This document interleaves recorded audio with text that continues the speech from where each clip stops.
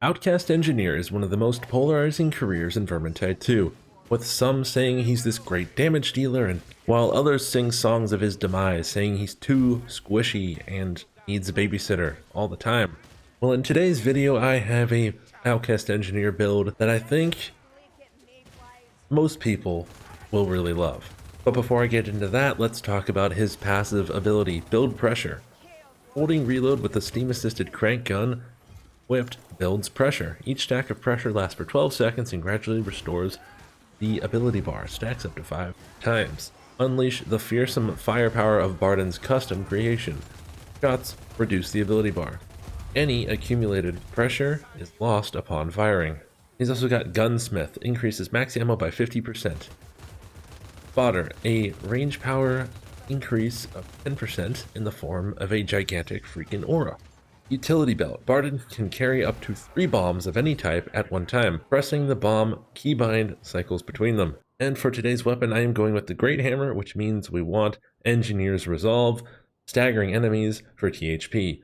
This one is really good because it allows you to get in as much as you can possibly get. There is no cap on it. On the level 10 line, and this is kind of the focus of this build, we're going with Combined Arms. Melee power is increased by 10%. Each 5 melee kill makes Barden's next range attack grant 15% range power for 10 seconds. Well, what that really means is every 5 melee hits. That's currently how it is. I don't know if that's a bug or intentional. Your Combined Arms is ready and waiting for you. You then have 10 seconds of plus 15% range power whenever you start shooting, making Outcast Engineer even better for hordes and monsters, and even somewhat capable, at least with his crank gun, for small clusters of elites. On the level 15 line, enhanced power all day.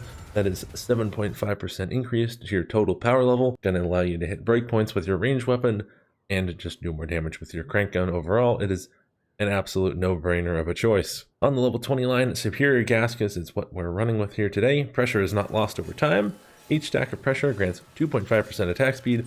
Max stacks reduced by 1. So only 4 stacks you can get. When you're done cranking, there isn't a time where it stops refilling. It only stops refilling when you start shooting again with your crank gun.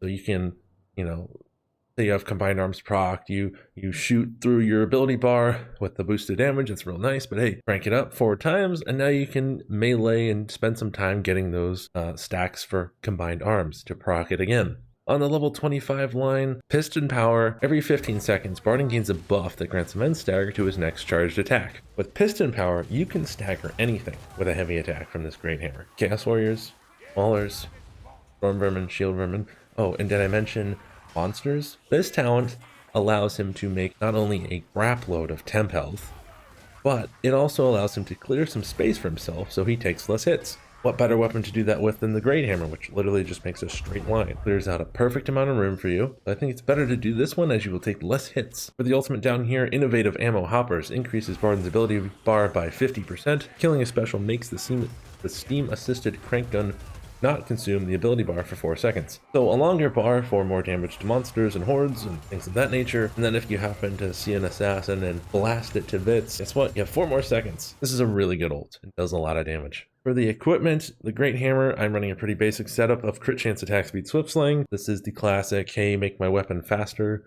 type of setup. Pretty standard for anyone that's played Vermintide for any amount of time. For my ranged weapon today, I'm going with the handgun. I'm running power versus infantry and power versus Skaven on it with conservative shooter. The handgun is a really good weapon. It does a little bit better against armor, so he can shoot elites. Barden, at fairly close range, can one-shot, body shot any special on Kata. For the necklace, simply 20% extra health, 30% block cost reduction, just kind of like, I should have this.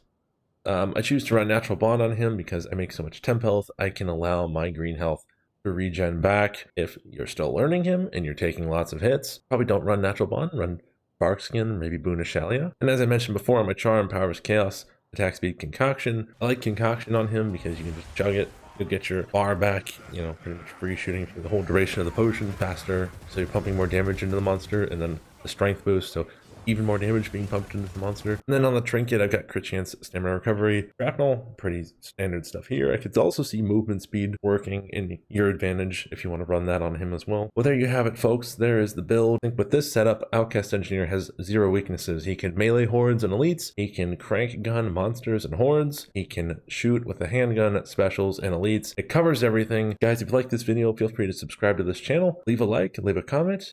I also have a Discord link in the description down below. Feel free to join that. We have over 1,000 people in there. Lots of regulars that like to play Vermintide. Come on down and join us.